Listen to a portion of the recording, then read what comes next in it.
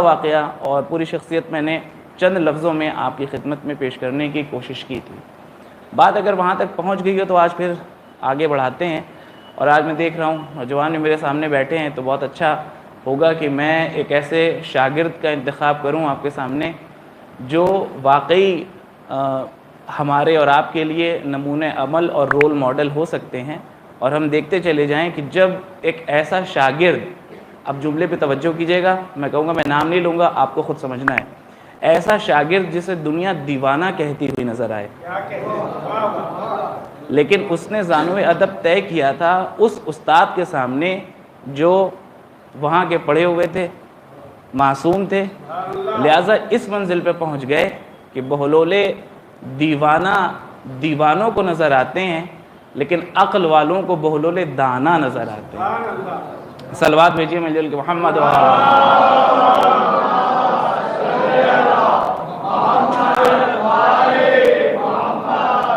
دنیا والوں کے لیے وہ دیوانے تھے، اور گویا ان کا جو تعارف کروایا جاتا ہے وہ اس اعتبار سے کرایا جاتا ہے کہ ان کے پاس عقل نہیں تھی، پھٹے لباس پہنتے تھے، جی جہاں دل چاہا وہاں بیٹھ گئے، جسے جو دل میں آیا کہہ دیا.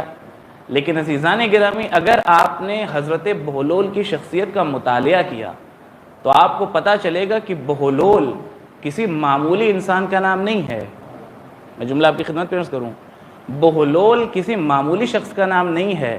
لباس پھٹا ہے تو پھٹا رہے، لباس بوسیدہ ہے تو بوسیدہ رہے، ظاہر جیسا بھی ہو، اگر باطن کی بات کر لی جائے تو بہلول اپنے وقت کے سب سے بڑے فقیہ کا نام تھا. اتنا بڑا جملہ کیا ہے، دلیل تو دینی ہی پڑے گی. بہلول اپنے وقت کے سب سے بڑے فقیہ کا نام تھا. اپنے وقت کا کیا مطلب؟ امام موجود ہے بہلول کے زمانے میں، کئی امام کو درک کیا ہے، چھٹے امام کے شاگرد ہیں، اور یہ سلسلہ جو ہے وہ 7ویں امام تک آتا ہے. بعض روایات میں کہ 9ویں امام تک کو درک کیا. وہ جو ایک بہلول کا واقعہ 9ویں امام سے منسوب کیا جاتا ہے، بعض کہتے ہیں کہ وہ کوئی اور بہلول تھے، بعض کہتے ہیں کہ نہیں یہی تھے، یعنی انہوں نے گویا 4 امام کو درک کر لیا. شاگرد کس کے ہیں؟ چھٹے امام، امام جعفر صادق علیہ السلام.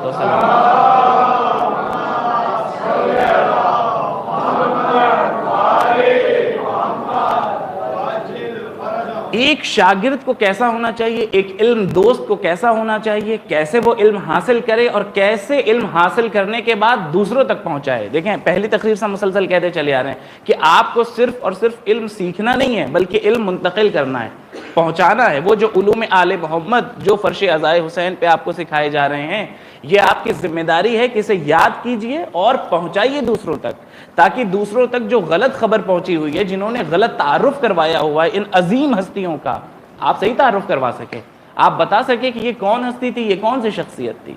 حضرت بہلول دانا. اب آئیے میں ان کی شخصیت مختصر سے لفظوں میں پہلے تھوڑا سا یہ ذکر کر دوں جو میں نے جملہ کہا کہ اپنے وقت کے سب سے بڑے فقیہ تھے. ہارون کے سب سے خاص وزیر تھے حضرت بہلول. کس بنیاد پر؟ زبیدہ سے رشتہ داری کی بنیاد پر؟ جی نہیں، یہ بھی ایک الزام لگایا جاتا ہے.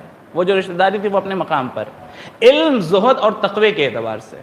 چونکہ علم میں ایک خاص مقام حاصل تھا، لوگ سوال جواب کرتے تھے، بہت حاضر جواب تھے، اور لوگوں کے سوالوں کے جواب اتنے بہترین طریقے سے دیا کرتے تھے کہ ہارون کے ایک خاص نگاہ ان کے اوپر تھی اس وقت تک، جب تک کہ اس کے دل میں بغض ان کے لیے نہیں آیا اور انہوں نے اہل بیت کی تبلیغ، جسے کہیں کہ بالکل علل اعلان شروع کر دی. آپ جانتے ہیں یہ وہ زمانہ تھا کہ تبلیغ اہل بیت کرنا یا اپنے مذہب کا اظہار کرنا بہت مشکل تھا، تقیہ کا زمانہ تھا، اور یہی تقیہ حضرت بہلول کو دیوانگی کی چادر اوڑھنے پہ مجبور کرتا ہے.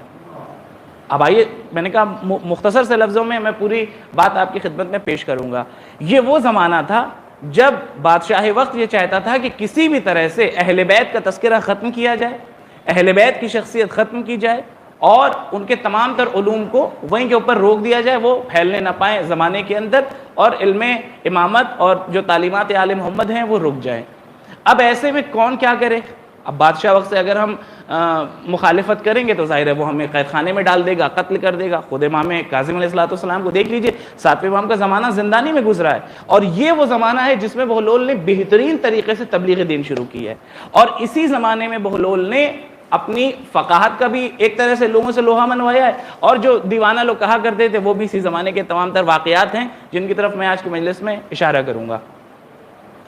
ہوا یہ تھا کہ بادشاہ نے یہ منصوبہ بنایا کہ جو معتبر ہستیاں ہیں اس شہر کی، بغداد کی، انہیں بلایا جائے. بلانے کے بعد کوشش یہ کی جائے کہ ان سے فتویٰ لیا جائے، اور فتویٰ لینے کے بعد کس چیز کا فتویٰ؟ امام کے قتل کا فتویٰ، کہ امام کو قتل کر دیا جائے. اچھا، یہ علمی شخصیتیں ہیں، مانی جانی شخصیتیں ہیں، اگر یہ قتل کا فتویٰ دے دے تو پھر کسی کے مجال نہیں ہے کہ کوئی ان کی مخالفت کرتا ہوا نظر آئے. اور قاضی شرح خالی امام حسین کے زمانے میں تھوڑی نہ تھا، بہت سے زمانے میں اس طرح کے قاضی گزرے ہیں جو چاہتے تھے کہ کچھ بھی فیصلہ دے دیں اور اہل بیت کی گویا شخصیت کو ختم کیا جائے اس کائنات سے. لہٰذا اس نے یہ منصوبہ بنایا اور پلاننگ کی کہ حضرت امام کاظم علیہ السلام کو قتل کیا جائے. اور پہنچا کس کے پاس؟ جو اس وقت کی معتبر ہستیاں تھیں. 3 شخصیتیں تھیں اس زمانے میں جو وابستہ بھی تھیں اہل بیت کے در سے، اور علمی اعتبار سے ان کا کوئی مقابلہ نہیں تھا. سر فہرست حضرت بہلول دانا، سر فہرست، میں نے کہا وقت کے فقیہ تھے. بلایا اور بلانے کے بعد کہا کہ فتویٰ دینا پڑے گا تم کو، قتل کا فتویٰ. اب کیا ہو؟ اچھا، اگر قتل کا فتویٰ دیں تو یہ بھی گناہ عظیم ہے. ظاہر ہے امام کے قتل کا فتویٰ سوال ہی نہیں پیدا ہوتا، اور نہ دیں قتل کا فتویٰ تو بادشاہ قتل کر دے گا. یہ دونوں معاملہ پھنسا ہوا ہے. اب کیا کریں؟ تو یہ لوگ امام سے ملاقات کرنے کے لیے آئے. بہت مختصر سے لفظوں میں سنیں. امام سے ملاقات کرنے کے لیے پہنچے اور امام سے کہا کہ مولا یہ ماجرا ہے، ہم کیا کریں؟ بادشاہ نے ہمیں حکم دیا ہے کہ امام کے خلاف فتویٰ دیں. تو اب اگر امام وہاں کے اوپر کچھ کہتے تو تب بھی نہیں کہہ سکتے تھے، اس لیے کہ تقیہ کا زمانہ تھا. یہ بھی نہیں ظاہر کر سکتے تھے کہ تم ہمارے شیعہ ہو، تمہاری یہ ذمہ داری ہے، تمہاری وہ ذمہ داری ہے، تبلیغ کرو، منتشر ہو جاؤ. کچھ نہیں. امام نے ایک حرف کہا تھا. جی، امام نے حرف جیم اپنے لوحہ مبارک پہ جاری کیا. اب جیسے ہی جیم کہا، جیم سے ان علماء نے جو وہاں پہ آئے تھے انہوں نے اپنی اپنی تعبیر کی، یعنی اپنا اپنا نتیجہ نکالا. کسی نے جیم سے سمجھا کہ مولا کہنا چاہتے ہیں جلا وطنی، یعنی چھوڑ دو، چلے جاؤ باہر، علاقہ ہی چھوڑ دو. حضرت بہلول نے جیم سے تعبیر کیا کس چیز کو؟ جنون. اور اپنے اوپر جنون کی کیفیت طاری کر لی. وہ جو کل تک لوگوں کی نگاہوں کا مرکز بنا ہوا تھا، اپنے علم کی بنیاد پر، اپنی فقاہت کی بنیاد پر، آج لوگ اسے دیوانہ کہتے ہوئے نظر آنے لگے. لیکن عزیزان گرامی، چونکہ ایسا دیوانہ تھا جو در اہل بیت سے وابستہ تھا، اس نے اپنے زمانے کے بہت بڑے بڑے داناؤں کو زیر کر دیا. دلیل دوں آپ کے سامنے. اہل سنت کے، بلکہ یوں کہا جائے کہ صوفی جو افراد ہیں اہل سنت میں، ان کے بہت بڑے عالم دین تھے عبداللہ مبارک. مختصر سے لفظوں میں سنیے واقعہ. جو اپنے وقت کے بڑی بڑی ہستیاں تھیں نا، انہیں بھی زیر کیا ہے حضرت بہلول نے علم کے بنیاد پر. عبداللہ مبارک بہت بڑی ہستی تھیں صوفی حضرات میں، اور ان کے عالم کہلاتے تھے. ان کے تمام تر مریدین ہوتے تھے جو ان کے ساتھ چلتے تھے. ایک دن ایسے ہی گزر ہوا تمام تر شاگردوں کے ساتھ، دیکھا بہلول اپنے ایسے ہی خراب لباس میں ایک جگہ کے اوپر بیٹھے ہوئے ہیں. اور جیسے بہلول پہ نگاہ گئی، انہوں نے کہا ایسا ہے، اپنے شاگردوں سے کہا کہ ہم بہلول سے ملنا چاہتے ہیں. لوگوں نے کہا قبلہ آپ پیر صاحب کہاں جائیے گا اس دیوانے سے، اس پھٹے پرانے کپڑے پہننے والے انسان سے ملنے کے لیے؟ یہ کیا آپ کو نصیحت کرے گا؟ یہ اس سے کیا بات کرنے کی ضرورت ہے؟ کہا نہیں، میں اس سے واضح و نصیحت چاہتا ہوں، کیونکہ میں جانتا ہوں اس کی کیا ہستی ہے، میں اس کی شخصیت جانتا ہوں. پہنچ گئے اور پہنچ کے کہتے ہیں میں تم سے کچھ بات کرنا چاہتا ہوں. بہلول نے کہا تمہیں بات کا سلیقہ معلوم ہے؟ بات کیسے کی جاتی ہے؟ کہا بات کیسے کی جاتی ہے؟ مجھے معلوم ہے. بات کرنے کا سلیقہ یہ ہے کہ انسان کو سوچ سمجھ کے بولنا چاہیے، سامنے والی کی شخصیت کو اپنے مد نظر رکھنا چاہیے، کم بولے اور مدلل بولے، یہی طریقہ ہے بات بولنے کا. نرمی سے بات کرے، آہستہ آواز میں بات کرے. بہلول نے کہا جسے بات کرنے کی تمیز نہ ہو، بہلول اس سے بات نہیں کرتا. آمادہ رہیے گا، بہت محظوظ ہوں گے آپ. کب جس کو بات کرنے کی تمیز نہ ہو، بہلول اس سے بات نہیں کرتا. بہلول آگے بڑھ گئے. سارے مریدوں نے کہا قبلہ آپ نے تو توہین کروا لی اپنی، کیا ماجرا ہے؟ کیا ضرورت تھی اس دیوانے سے اس طرح سے بات کرنے کی؟ کہا نہیں، تم نہیں جانتے ہو کتنا دانا ہے، میں جانتا ہوں. پھر پیچھے ہو لیے، پھر تھوڑی سی دور بہلول گئے تھے، پھر پہنچ گئے اور پہنچنے کے بعد کہنے لگے کہ نہیں، ہمیں کچھ واضح و نصیحت کریں، کچھ ہمیں بتائیں، کچھ ہمیں طریقہ بتائیں. اور بہلول اس دوران جب وہاں سے آگے بڑھے تو کچھ روٹیاں ہاتھ میں سوکھی لیے ہوئے تھے اور کھانا کھا رہے تھے. کہا قبلہ واضح و نصیحت کریں، اور اب تو آپ کھانا کھا رہے ہیں تو چلیں ہمیں کھانے کے سلسلے سے کچھ واضح و نصیحت کریں. کہ یہ بتاؤ تم جانتے ہو کھانے کا کیا سلیقہ ہونا چاہیے، آداب دسترخوان کا کیا سلیقہ ہونا چاہیے؟ کہاں بالکل جانتا ہوں. کھانے کا سلیقہ یہ ہونا چاہیے کہ انسان پہلے بسم اللہ کہے، بسم اللہ کہنے کے بعد جو لقمہ اپنے دہن میں ڈالے اسے چبا چبا کے کھائے، یہ سب کھانے کے آداب ہیں جو بتائے جاتے ہیں۔ بہلول نے کہا جسے کھانے کے آداب ہی نہ پتہ ہوں، بہلول اس سے بات نہیں کرتا، کوئی باز نہیں کرتا، کوئی نصیحت نہیں کرتا، آگے بڑھو۔ اب ظاہر ہے ان کو توہین بھی محسوس ہو رہی ہے، شاگرد بھی ہیں جو کہتے چلے جا رہے ہیں پیر صاحب کہاں چکر میں پڑے ہوئے ہیں اس دیوانے کے، کہ تمہیں نہیں معلوم، میں جانتا ہوں یہ کون سی ہستی ہے۔ اب آپ یہاں سے ایک نتیجہ لے جائیے، پھر واقعے کو آگے بڑھاتا ہوں۔ میں نے کہا صوفی حضرات کے ایک بڑے عالم دین ہیں، بغداد میں باقاعدہ ان کا درس چلا کرتا تھا عبداللہ مبارک کا، معمولی ہستی کا نام نہیں ہے، لیکن علم حاصل کرنے کے لیے کس کے پیچھے جا رہے ہیں؟ بہلول کے پیچھے، جو بظاہر دنیا والوں کی نگاہوں کے سامنے دیوانے ہیں۔ یعنی علم حاصل کرنے کے لیے اگر دیوانے کے پاس بھی جانا پڑے تو جانے کے لیے تیار ہے انسان۔ کیوں کہا گیا ہے ہمارے یہاں کہ اگر حکمت مل رہی ہو غیروں سے بھی تو اسے بھی لیتے چلے آؤ، حکمت اور علم جہاں کہیں سے بھی مل رہا ہے اسے لے لینا ہے۔ پھر پہنچ گئے، کہنے لگے نہیں اب تو آپ کو ہمیں واضح و نصیحت کرنا ہوگا، ہم سمجھ چکے ہیں کہ ہم جاہل ہیں، ہمیں نہیں پتہ ہے کچھ، ہم نے اقرار کر لیا، اب آپ ہمیں بتائیے، کچھ واضح و نصیحت کیجئے۔ بہلول نے کہنا شروع کیا، میں تمہیں 4 نصیحتیں کرتا ہوں، 4 نصیحتیں اپنے ذہن میں رکھنا اور کبھی فراموش نہ کرنا، کامیاب ہو جاؤ گے۔ کہا وہ تو صحیح ہے، پہلے یہ بتائیے کھانے کا کیا معاملہ ہے؟ میں نے تو صحیح بات بتائی تھی آپ کو، آپ نے کہا بات کرنے کا کیا سلیقہ ہونا چاہیے، میں نے آپ کو بتا دیا بات کا سلیقہ یہ ہونا چاہیے کہ انسان سامنے والے کا ادب کا خیال رکھے، نرم لہجہ استعمال کرے، شائستگی سے کلام کرے۔ بہلول نے آواز دی یہ ساری باتیں تو بات کی ہیں، سب سے پہلی چیز جو مد نظر رکھنی چاہیے کلام کرنے میں کہ آپ جو کچھ بول رہے ہیں وہ مرضی معبود کے مطابق ہے یا نہیں ہے۔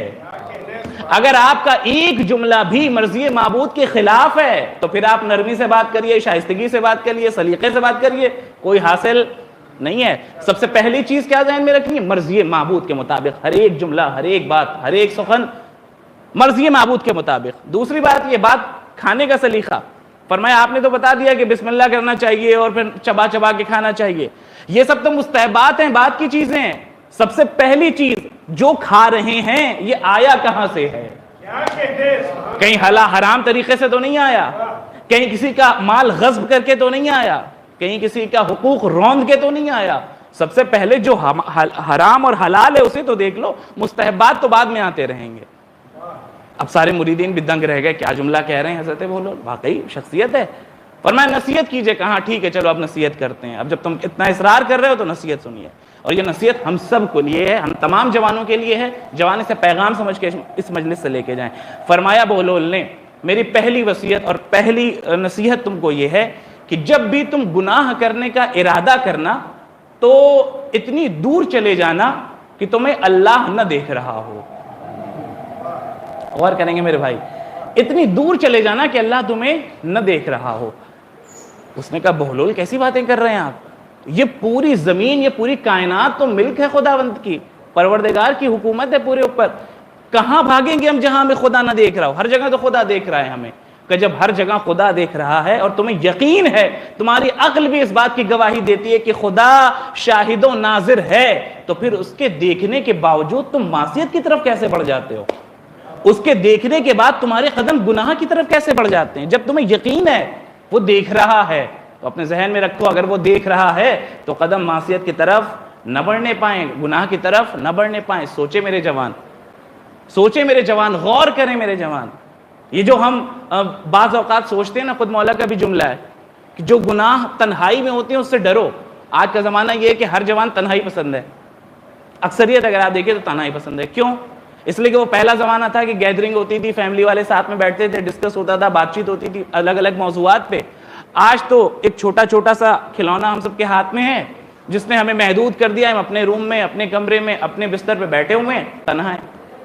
اور ایک موبائل اور ایک یہ اسمارٹ فون آپ کو کامیابی کے بھی زینے پہ لے جا سکتا ہے اور آپ کو ضلالت میں اور گمراہی میں بھی لے کے جا سکتا ہے۔ دونوں راستے ہیں، استعمال کرنے کی بات ہے، اس کا یوز کرنے کی بات ہے کہ آپ کیسے یوز کرتے ہیں۔ اور تنہائی کے اندر ہم یہ سوچتے ہیں کہ یہاں کون ہمیں دیکھنے والا ہے، جب کوئی دیکھنے والا نہیں ہے تو ہم جو چاہیں جیسے چاہیں ویسے مناظر دیکھیں، جو چاہیں وہ اس سے ہم استعمال کر لیں۔ نہیں عزیزان گرامی، جب بھی یہ خیال آئے کہ آپ تنہا ہیں، آپ سمجھ جائیے تنہا نہیں ہے، ایک خدائے حقیقی ہے، ایک معبود حقیقی ہے جو آپ پہ نگاہ رکھے ہوئے ہے۔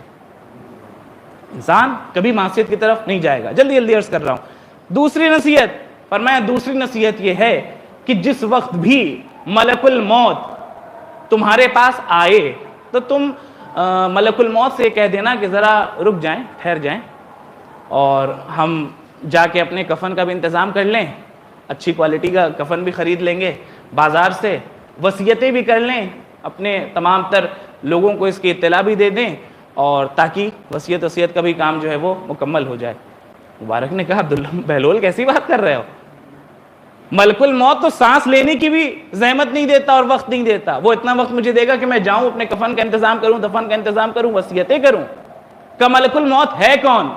اللہ کا ایک ادنا سا فرشتہ، غور نہیں کر رہے ہیں آپ، اللہ کا ایک معمولی سا فرشتہ، وہ تو آپ کو اتنی اجازت نہیں دیتا کہ آپ سانس بھی لے پائیں، یعنی آپ کا زور اللہ کے ایک معمولی سے بندے پہ نہیں چلتا، آپ اللہ سے کہاں زور آزمائی کرنے چلے ہوئے ہیں؟ آپ خدا سے کہاں زور آزمائی کیے؟ یہ زور آزمائی تو نہیں ہے کہ ہم جانتے ہوئے کہ اس کی قدرت ہے، وہ ہمیں دیکھ رہا ہے، حاضر و ناظر ہے، تب بھی ہم معصیت کرتے ہیں، تب بھی ہم گناہ کرتے ہیں۔ یہ ہمارا گناہ کرنا یہ اس بات کی دلیل ہے کہ ہم زور آزمائی کر رہے ہیں اللہ سے، ہم یہ دکھانا چاہ رہے ہیں کہ ہم تجھ سے نہیں ڈرتے، بڑی طاقت ہے ہمارے اندر۔ بہلول نے اسی کی طرف اشارہ کیا ہے کہ جب اللہ کے ایک معمولی سے فرشتے کے اوپر تمہارا زور نہیں چلتا تو ذرا انصاف تو بتاؤ، اللہ جو قادر مطلق ہے، جو ان اللہ علی کل شیء قدیر ہے، اس کے اوپر تمہارا کیسے زور چل جاتا ہے؟ تم اس کی نافرمانی کیسے کرتے ہو؟ تم اس کی مخالفت کیسے کرتے ہو؟ کل ماجرا عزیزان گرامی یہی ہے، اور ہمارے لیے بڑا عجیب و غریب یعنی تعجب کی بات ہے ان افراد کے لیے جو اہل بیت کے در سے وابستہ ہیں، کہ ہم کیسے گناہ کی طرف بڑھ جاتے ہیں، ہم کیسے لغزشوں کی طرف بڑھ جاتے ہیں، جبکہ ہمارے سامنے جو واحد توحید بیان کی گئی ہے، جو توحید ہمارے ہاں بیان کی گئی ہے، وہ توحید کہیں نہیں بیان کی گئی ہے۔ ناب توحید، خالص توحید جو ہمارے ہاں بیان کی گئی کہیں نہیں بیان کی گئی ہے، جو نبوت ہمارے ہاں بیان کی گئی ہے کہیں نہیں بیان کی گئی ہے، جو امامت ہمارے ہاں بیان کی گئی کہیں نہیں بیان کی گئی ہے، اور یہ صرف دعویٰ نہیں ہے، دلیل بھی ہے میرے پاس۔ تو ان تمام چیزوں کے ساتھ ہونے کے باوجود ہم خدا سے کیسے غافل ہو جائیں؟ ہم خدا کو کیسے بھول جائیں؟ اب بہلول کا ہی واقعہ ہے، اب جب بہلول کی بات آ گئی اور خدا سے غفلت کی بات آ گئی تو یاد آ گیا مجھے، پڑھتا چلوں آپ کے سامنے، ایک سلوات کا سہارا دے تو بات آگے بڑھا۔